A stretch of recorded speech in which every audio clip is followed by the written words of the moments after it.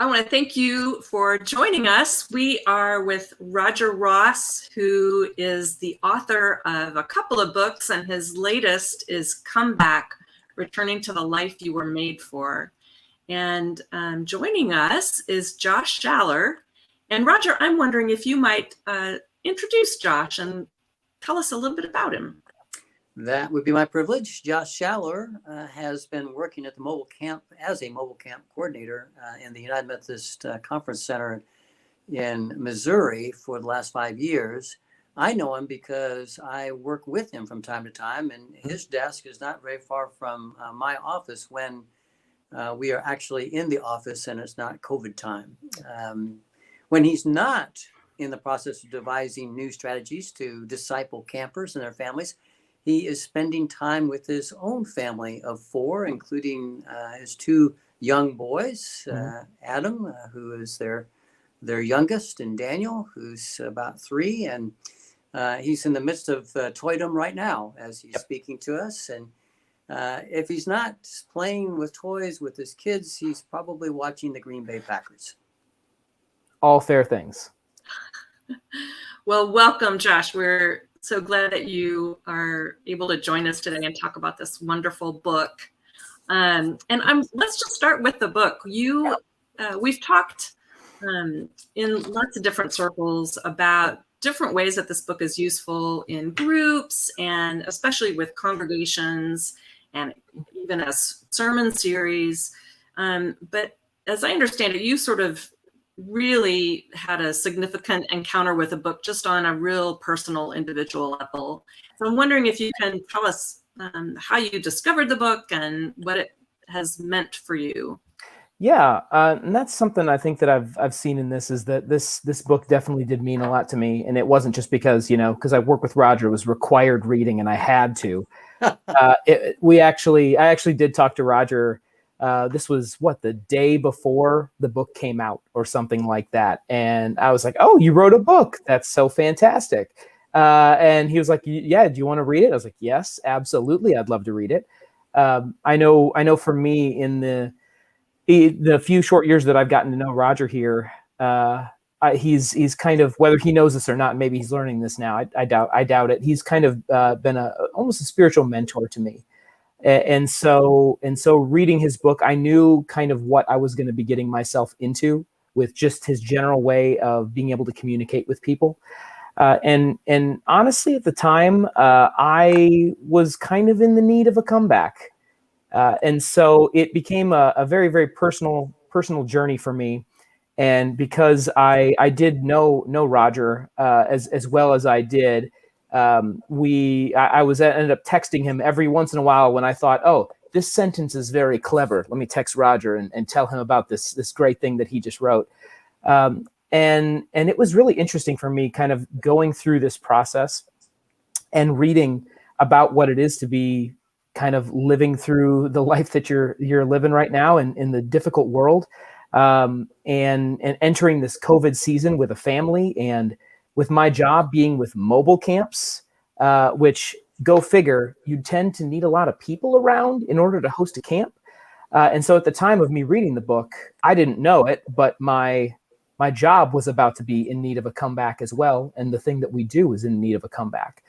And so it was this really heartwarming experience that I got to go through, seeing that Roger has these very specific steps for how to get through a comeback, which as a big sports guy, I'm sure there's a lot of teams that should be reading this book and learning about how they can come back in big games.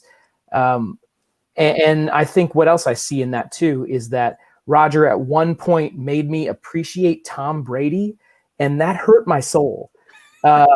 There's as a Green Bay Packers fan and someone who currently lives in the state of Missouri, and has, passing love for the Kansas City Chiefs as well. Tom Brady did terrible things to me this year, and Roger made me love Tom Brady when he's talking about their comeback in the Super Bowl. So congratulations, Roger. You did the impossible, which was great. For me, I think it was just learning a lot of different life lessons and realizing that nobody has has a perfect four quarters, as Roger puts it in the book, that everyone is going to have struggles, and you know what? That's okay. But sometimes we need to dust ourselves off and trust in God to get us to where we need to be. And so it really, in 100 pages, I think I read this book in a day, maybe in a day and a half, because it's a good, quick read. It was amazing how much I kind of went on that journey and had those moments with God, honestly, along the way in the span of that day and a half. Wonderful. Mm-hmm. I wonder if you have thought about recommending the book, and if you can share a little bit about, like, who would you recommend the book to? Is it something that you would recommend for other people, and in what circumstances maybe? Sure. Honestly, this is a book that I see as potentially for anyone. I would say everyone in this world right now is in need of a comeback in some way, shape, or form. I think if we're being real with ourselves, everybody is struggling with something, and coming to that realization and learning how to grow and improve and get better out of that situation.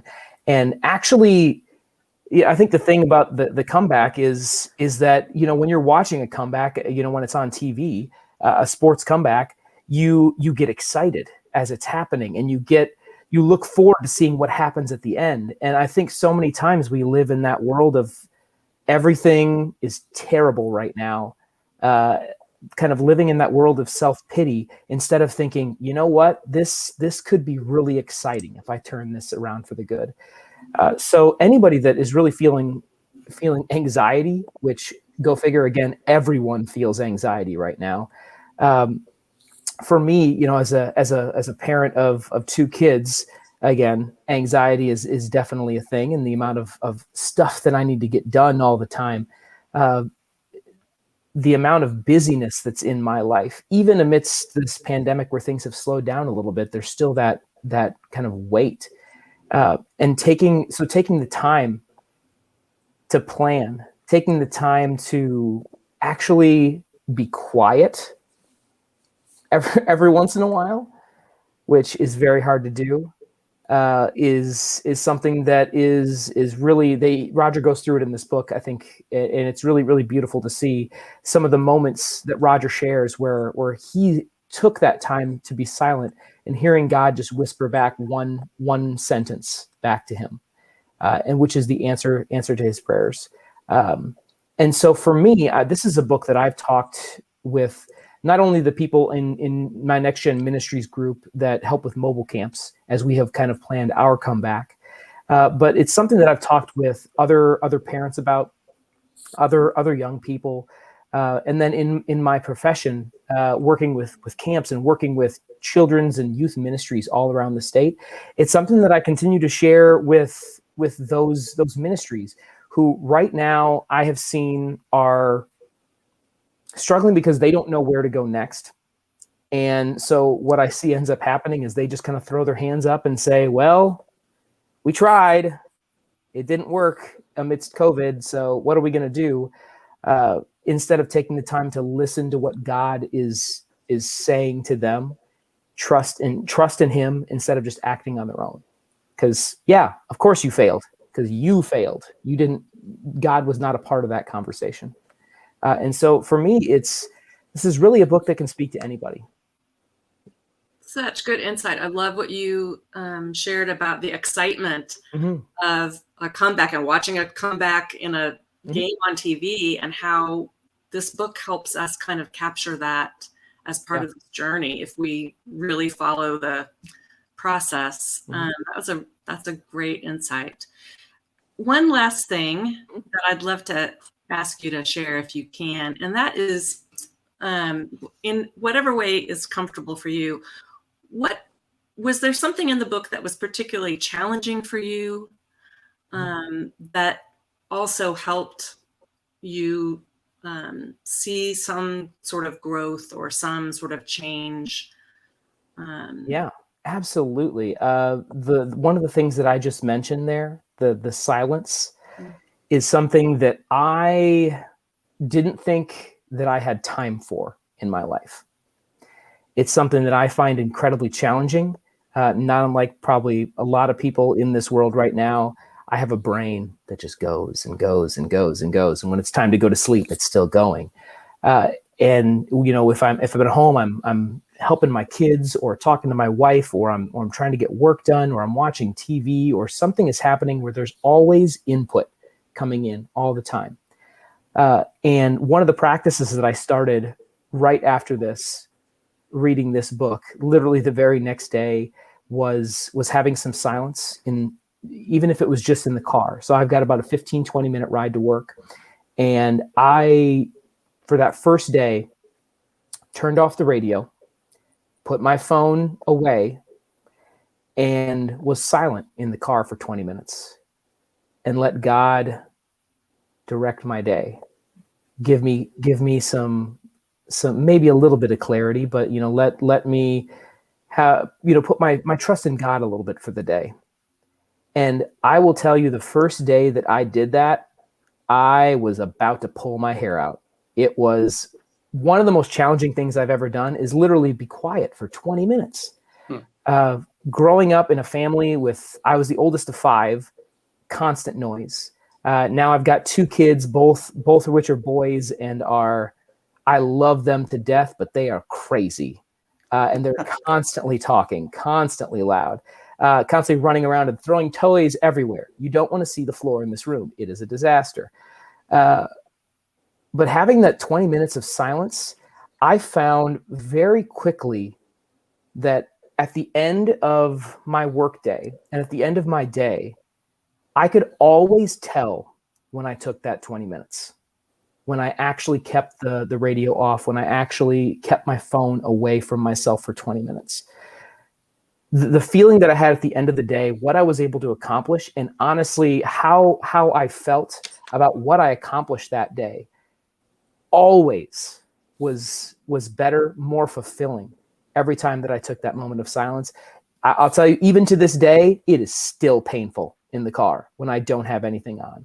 Or when I take a couple minutes, I generally will try and take about 10 minutes every single night in silence. It is still painful then, and I want to pick that phone up every minute or two, and it is just, it's awful.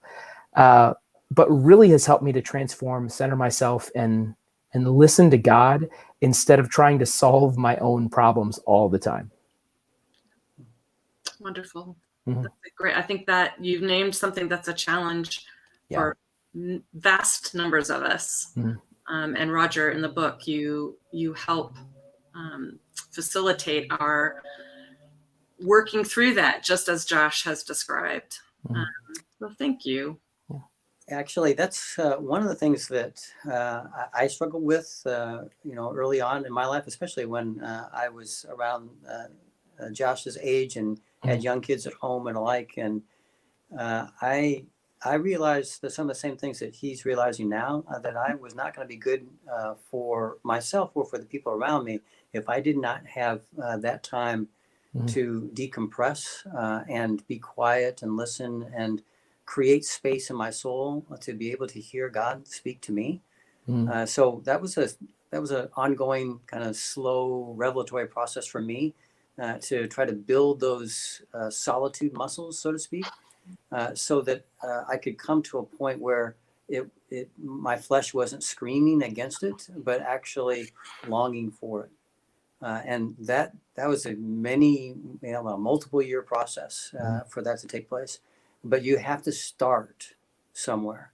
And I'm thrilled to hear you share that story, Josh, because what that says is you've started the journey. I mean, that's a deep inward journey, and you're taking the most important initial steps. So kudos to you. Thanks. Yeah.